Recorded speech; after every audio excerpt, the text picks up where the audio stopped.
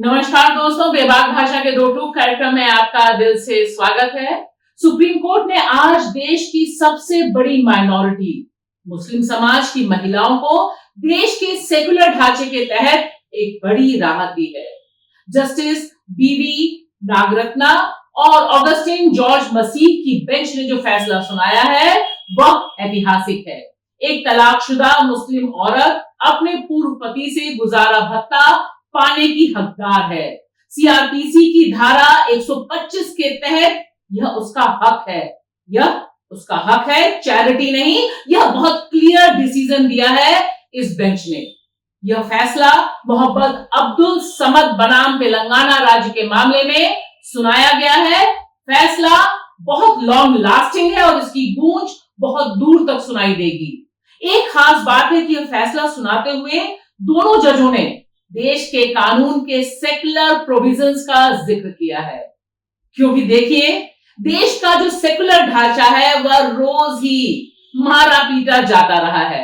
मिसाल के तौर पर देखिए, जिस समय सुप्रीम कोर्ट ने यह फैसला सुनाया ठीक उसी समय राजस्थान सरकार के इस फैसले को देखा जाना चाहिए, जिसके तहत उसने घोषणा की कि राजस्थान के तमाम राजकीय विद्यालयों में राम मंदिर प्राण प्रतिष्ठा की जो तारीख है 22 जनवरी वह उत्सव यानी फेस्टिवल के रूप में मनाई जाएगी और इसी रूप में इसे शैक्षणिक कैलेंडर में शामिल कर लिया गया है। मानो राजस्थान सरकार ने ऐलान कर दिया कि स्कूलों में बस और बस हिंदू बच्चे ही पढ़ते हैं। और ठीक इसी बीच एक और अहम डेवलपमेंट होता है जिस पर ध्यान देना जरूरी है। यह ऑब्जर्वेशन आता है पंजाब हरियाणा हाई कोर्ट के एक ऐसी बेंच जिसे लीड किया जस्टिस जी.ए. संधावालिया ने और जस्टिस विकास भल ने। उन्होंने साफ साफ शब्दों में कहा कि देश के लोकतांत्रिक ढांचे के लिए क्या जरूरी है। उन्होंने कहा कि देश में लोकतंत्र है, किसानों को किसी भी राज्य में घुसने से कैसे रोका जा सकता है, और उन्होंने हरियाणा सरकार को आदेश दिया कि शंभू बॉर्डर खोला जाए। ध्यान दीजिए, 10 फरवरी 2024 यानी 5 महीनों से हरियाणा सरकार ने शंभू बॉर्डर की बैरिकेडिंग कर रखी है, सिर्फ इसलिए क्योंकि उसे डर है कि बुनियादी मांगों को लेकर जो किसान आंदोलन कर रहे हैं वे अपनी मांग को लेकर पहुंच जाएंगे हरियाणा, और हरियाणा के बाद हो सकता है कि ये किसान देश की राजधानी दिल्ली की तरफ आ जाएं। इस पर सीधे सीधे इस बेंच ने कहा कि यह लोकतंत्र में चलना नहीं चाहिए और आप डायलॉग को स्टैब्लिश कीजिए। इस तरह का जो रवैया है वह लोकतंत्र के लिए नुकसानदेह है।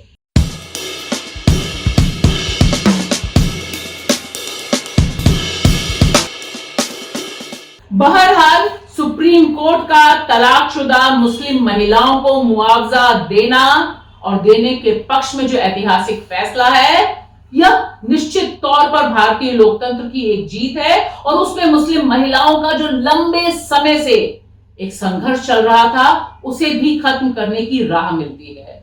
शाहबानो केस 1986 उस पर कानून और फिर जो हंगामा चलता रहा तकरीबन उसका पटाक्षेप हो गया है, ऐसा माना जाना चाहिए, क्योंकि इस पर सबसे ज्यादा बैटिंग भारतीय जनता पार्टी करती रही है और आज की तारीख में भी हैरानी की बात है कि वही कर रही है, जबकि उसका मुस्लिम विरोधी, मुस्लिम महिला विरोधी चेहरा किसी से छुपा हुआ नहीं है। चाहे वह सामूहिक बलात्कार और भीषण हिंसा की शिकार हुई 2002 गुजरात बिल्किस बानो, उनके बलात्कारियों को जिस तरह से भाजपाइयों ने मिठाई खिलाई और जिस तरह से उनके लिए पॉलिटिकल बैटिंग की वह कोई नहीं भूल सकता।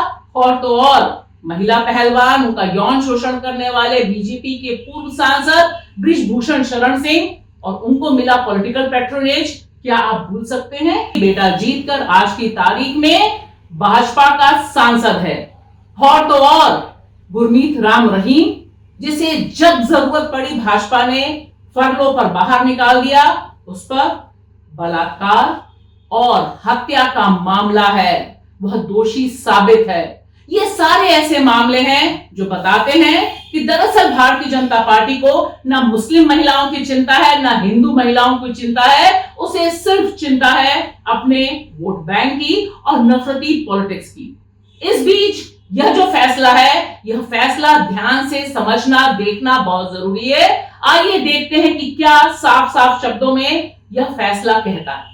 एक बात तय है, सुप्रीम कोर्ट का यह फैसला बड़ी राहत देगा मुसलमान महिलाओं को, हिंदू महिलाओं को, क्योंकि इसमें साफ साफ शब्दों में कहा गया है कि सेक्शन 125 सीआरपीसी का है, वह तमाम महिलाओं, तमाम शादीशुदा महिलाओं, जिसमें मुस्लिम महिलाएं भी शामिल हैं, उन पर लागू होगा।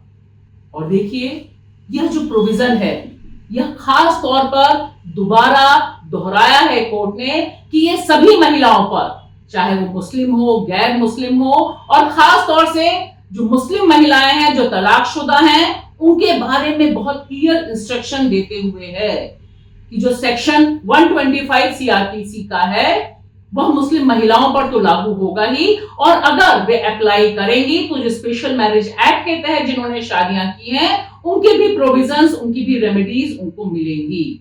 यानी इसका प्रीव्यू, इसका पूरा दायरा बहुत बड़ा है, जिस पर मुहर सुप्रीम कोर्ट ने लगाई है। और ध्यान दीजिए, मुस्लिम महिलाओं को अधिकार देता है, कहता है if Muslim women are married and divorced under Muslim law, then section 125 of CRPC as well as provision of 186 Act are applicable.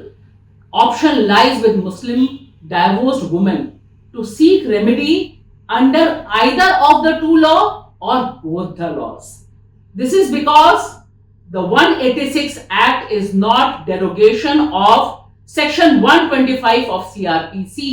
But in addition to the said provision, यानी यह मुस्लिम महिला का अधिकार है आज की तारीख में कि वह तलाकशुदा मुस्लिम महिला किस कानून के तहत जाएगी और न्याय की मांग करेगी।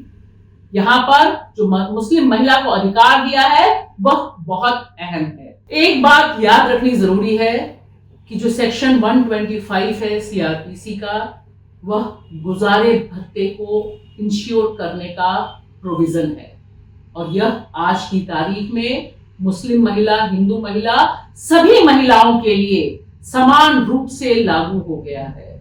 लिहाजा यह जो एक जजमेंट है, यह एक ऐतिहासिक जजमेंट हर हाल में माना जाएगा, और महिला आंदोलन, खास तौर से मुस्लिम महिला आंदोलन, इस न्याय के लिए जिस तरह से लंबी लड़ाई लड़ रहा था, उस लड़ाई को अंततः सुप्रीम कोर्ट में मुहर लगी गई। शुक्रिया।